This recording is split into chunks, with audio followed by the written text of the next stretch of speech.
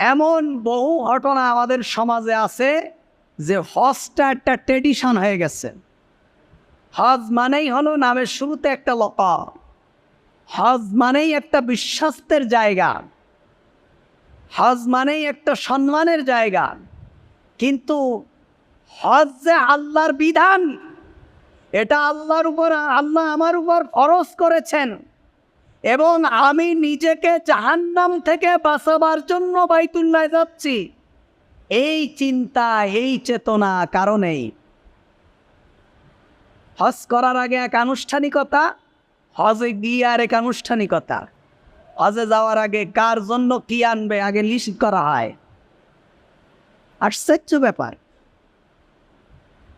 আবার বলে হজের থেকে আসার পরে 40 দিন পর্যন্ত বাড়ির বাইরে যাওয়া যাবে না, কারোর সাথে কথা বলা যাবে না। কিরে ভাই, এ সমস্ত মাসালা ঢুকাইলো কে?